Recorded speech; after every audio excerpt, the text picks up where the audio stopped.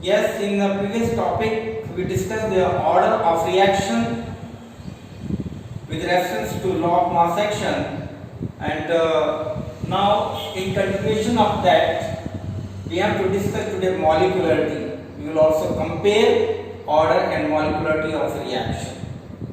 So what is molecularity? Molecularity, very simple thing, the number of moles of reactant participating in the reaction. लेकिन condition है कि all these molecules, यानी कि molecules of all the reactant should collide to each other, एक दूसरे collide भी करती हूँ, यानी कि कोई कोलिजन की पॉसिबिलिटी ना हो. So total number of moles of all the reactants which collide to each other, that is known as molecularity of reaction. So molecularity we can determine just by writing a chemical balanced chemical equation.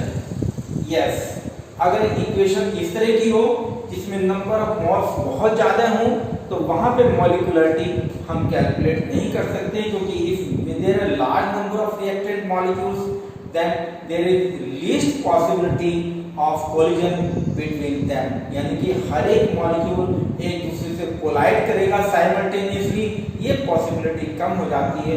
इसलिए अगर जहां पर reactant के number of moles बहुत ज्यादा हो तो वहां ऑर्डर मॉलिकुलरिटी निकालने में हमें दिक्कत आती है. ठीक है, हम बैलेंस्ड इक्वेशन से ऑर्डर मॉलिकुलरिटी कैलकुलेट नहीं कर सकते. देखिएगा अब इसमें एक एग्जांपल लूं मैं, CH3 COOCH3, this is methyl acetate. इसको हम ट्रीट करें वाटर के साथ तो ये एक एस्टर है methyl acetate treated with water in presence of some little amount of acid, catalytic amount of acid, and there will be hydrolysis of ester and you will get CH3COOH plus CH3OH. So in this reaction, this is the hydrolysis of methyl acetate, या simple कह सकते हैं it is an example of hydrolysis of ester. इसमें acid और alcohol का formation है. तो यहाँ पे अगर आप मॉलिक्युलरिटी देखें कितने मोल पार्टिसिपेट कर रहे हैं, 1 mole of methyl acetate and 1 mole of water, यानी कि 1 ये है 1 ये है, तो मॉलिक्युलरिटी कितनी होगी 1 + 1 2. So molecularity of reaction is 2. So in this way we can determine molecular reaction. लेकिन अगर हम ऑर्डर बताना चाहें इस रिएक्शन में ऑर्डर 1 आता है. अब ये कैसे बताते हैं, आपको पहले डिस्कस किया था. ऑर्डर हमेशा डिस्कस किया जाता है एक्सपेरिमेंटल डाटा के बेस पर. हम इस रिएक्शन को देखकर नहीं बता सकते इसका ऑर्डर क्या होगा, एक्सपेरिमेंटल डाटा के बेस पर हम कह सकते हैं इसका ऑर्डर क्या होगा. तो experimentally it was found that rate of reaction is directly proportional molar concentration of methyl acetate only, यानी कि इसकी कंसंट्रेशन चेंज हो रही है with the passage of time only ester की. इसलिए यहाँ पर ऑर्डर कितना आएगा, ऑर्डर ऑफ रिएक्शन इज 1, यानी कि फर्स्ट ऑर्डर रिएक्शन है. ओके, तो एक और पॉइंट आता है इसमें, इस तरह के एग्जांपल्स में यहाँ पे देखने में ये 2 ऑर्डर रिएक्शन लग रही है, लेकिन ये टोली है it of first order reaction.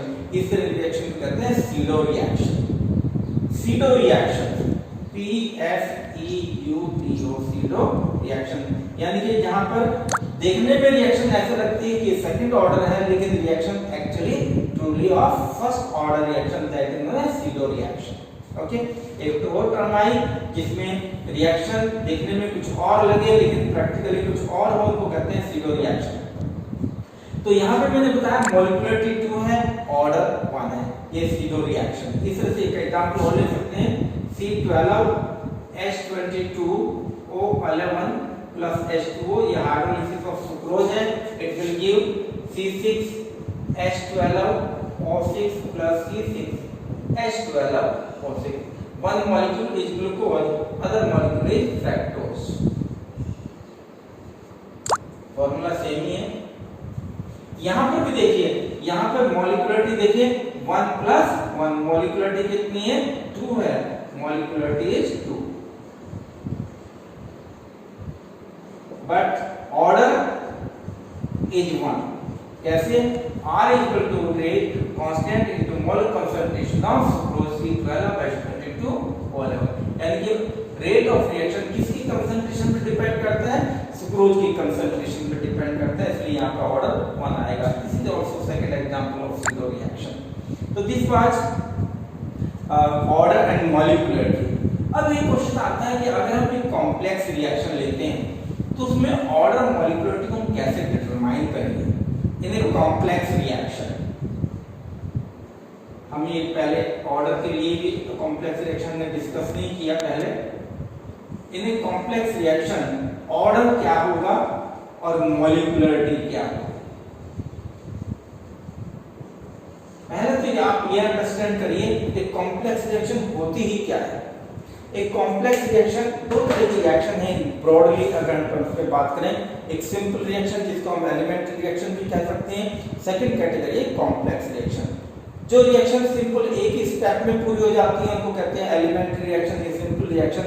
जिस रिएक्शन में एक से ज्यादा स्टेप इन्वॉल्व होते हैं, यानी कि सच chemical reaction which involves more than one step they are known as complex reactions. Okay, उन कॉम्प्लेक्स रिएक्शंस में अगर आपको ऑर्डर बताना है, सिंपल रिएक्शन का ऑर्डर बड़ा इजी है।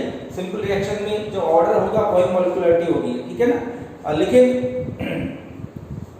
इसमें देखिएगा कॉम्प्लेक्स रिएक्शन के केस में अगर आप ऑर्डर मॉलिक्यूलरिटी का डिस्कशन करें तो ऑर्डर हम कैसे निकालते हैं? जो स्लोपेस्ट स्टेप है, मैंने बताया कॉम्प्लेक्स रिएक्शन में दो या दो से ज्यादा स्टेप्स होंगे। जो स्टेप स्लो होगा वो ऑर्डर ऑफ रिएक्शन को डिटरमाइन करेगा। यानी कि कॉम्प्लेक्स रिएक्शन का ऑर्डर कैसे पता चलेगा? On the basis of slowest step. Slowest step में जितने भी number of moles of reactant होंगे वही ऑर्डर ऑफ रिएक्शन होगा। हम एग्जांपल भी लेंगे आगे।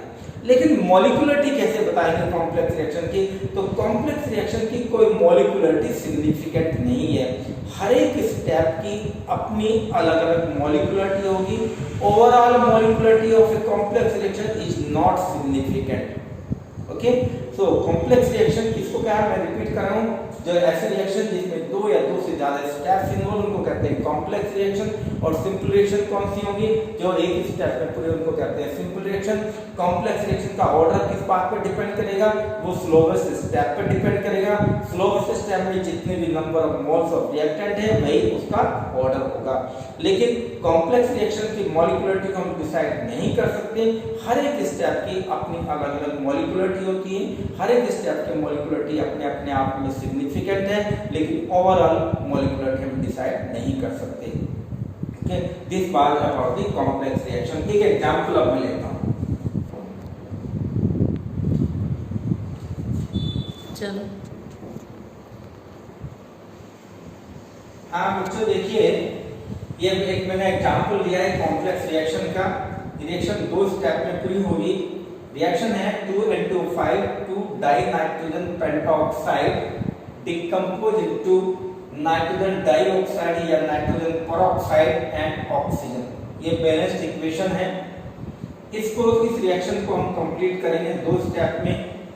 एक स्टेप में देखिए क्या होगा। फर्स्ट स्टेप है N2O5 will decompose into NO2 plus NO3. 1 mole of N2O5 decompose into NO2 plus NO3. Okay, अब देखिए यहाँ कितने मोल है रिएक्शन में? NO2 के, N2O5 के 2 हैं, तो यानी कि एक नेक्स्ट स्टेप में N2O5 फिर आएगा। और प्रोडक्ट साइड में हमारे प्रोडक्ट कौन से हैं? NO2 NO2 NO3 है नहीं है, इसका मतलब NO3 यहाँ पर एक इंटरमीडिएट है, वो यूज हो जाएगा सेकंड स्टेप में। तो अगर कोई ऐसा प्रोडक्ट किसी रिएक्शन में बनता है जो लास्ट स्टेप नहीं है, लास्ट स्टेप में नहीं है, जैसे NO3 हमारा फाइनल प्रोडक्ट नहीं है, तो इसका मतलब ये एक इंटरमीडिएट है। तो इंटरमीडिएट स्टेप प्रोडक्ट वही होते हैं जो रिएक्शन में यूज हो जाते हैं। एक स्टेप में वो जनरेट होंगे और दूसरे स्टेप में उनका कंजम्पशन यूज हो जाएंगे वो, यानी कि फाइनल प्रोडक्ट में फाइनल प्रोडक्ट नहीं होंगे। तो यहाँ NO3 ले लीजिएगा। तो एक हुआ N2O5, मैंने कहां से डिसाइड किया, यहाँ NO2 N2O5 के दो मोल थे, एक यूज होगा, एक यहाँ पर आना चाहिए। यहाँ पर इस साइड में प्रोडक्ट साइड में NO3 नहीं है, लेकिन यहाँ NO3 बन रहा है, NO3 यहाँ यूज हो जाएगा। देखिएगा यहाँ पर रिएक्शन क्या आएगी। अब इसको हम बैलेंस करें, यहाँ पर आएगा NO2 3 प्लस O2। बैलेंस होने क्या चेक कर लो, नाइट्रोजन के 3 है, 3N हो गया, ऑक्सीजन के 8 हैं, 3 × 2 6 प्लस 1। ओके, देखिए प्रोडक्ट भी आ गया। एक प्रोडक्ट क्या था NO2, देखिए NO2 बन गया। एक प्रोडक्ट क्या है ऑक्सीजन, ये बन गया। N2O5 कितने 2, दोनों रिएक्शन को जोड़ दीजिए। अब ये स्टेप स्लो स्टेप और ये स्टेप फास्ट। ओके, अब कहेंगे कैसे, on the basis of experimental study. पहला स्टेप स्लो स्टेप है, सेकंड स्टेप ये फास्ट स्टेप है। तो रिएक्शन को जोड़ दीजिए, रिएक्शन तो वही आनी चाहिए जो हमने आज मेन रिएक्शन थी। यहाँ पर NO3 कैंसिल आउट हो जाएगा, you will get 4NO2 plus.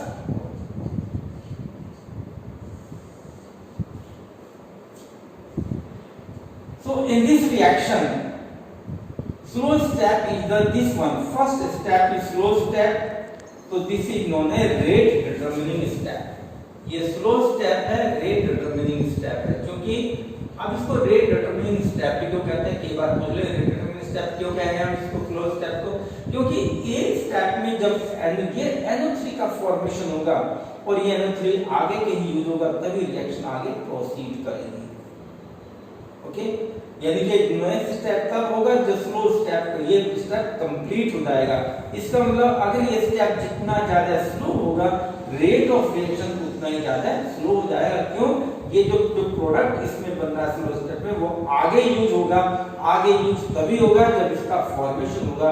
इसका मतलब जिस रेट से इसका फॉर्मेशन हो रहा है वही रेट ऑफ रिएक्शन को डिसाइड कर रहा है।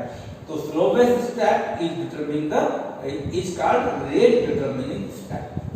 And slow step also determine the order of reaction.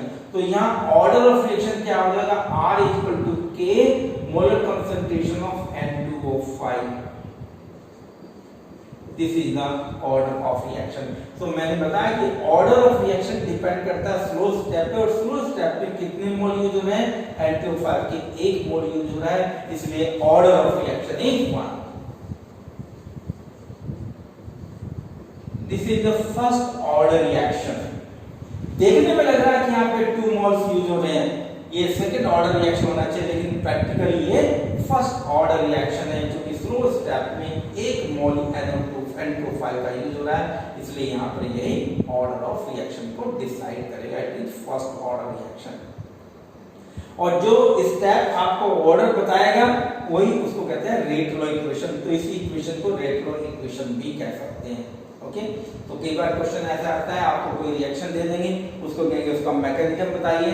कई बार कह देंगे आपको रेट लॉ इक्वेशन दे देंगे, जैसे रेट लॉ इक्वेशन दे दिए, कह दिए प्रोबेबल मैकेनिज्म लिखिएगा उसको। कई बार मैकेनिज्म आपको खुद लिखना पड़ सकता है, कई मैकेनिज्म को दिया हो सकता है। कई बार मैकेनिज्म दिया होगा, रेट लॉ इक्वेशन पूछ लेंगे, कई बार रेट लॉ इक्वेशन दिया होगा, मैकेनिज्म लेंगे। जैसे मैंने यहाँ पे मैकेनिज्म दे दिया, रेट लॉ इक्वेशन दे दिया, लिख दिया आपको। रेट लॉ इक्वेशन देकर मैकेनिज्म भी पूछा जा सकता है। ओके, तो this is the one problem based on complex reaction regarding molecularity and order. Yes, इसमें मॉलिक्युलरिटी कितनी है 2। अगर आप मॉलिक्युलरिटी देखें, मॉलिक्युलरिटी कितनी आएगी 2, ऑर्डर कितना है 1। Okay, now what is the difference between order and molecularity. Order molecularity में डिफरेंस क्या है, काफी इंपॉर्टेंट है ये, बहुत बार आता है ऑर्डर मॉलिक्युलरिटी में डिफरेंस। मार्कर चेंज करो।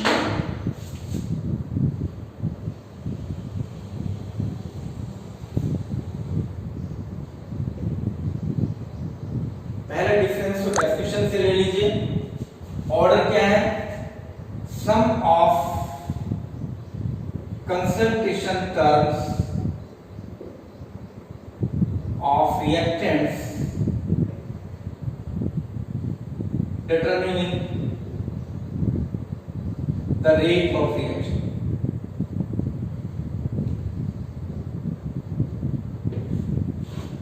और ये सम नहीं है, यहाँ पे नंबर ऑफ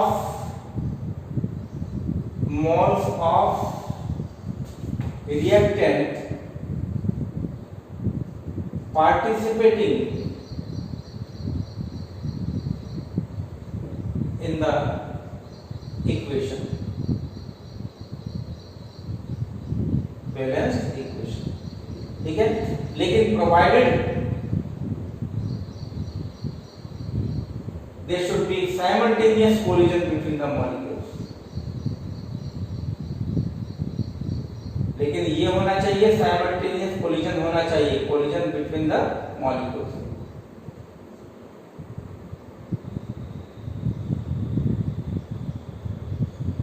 ठीक है। ये एक्सपेरिमेंटल डाटा है, एक्सपेरिमेंटली आप इसको डिटरमाइन कर सकते हैं, और ये जस्ट बाय रैंडम केमिकल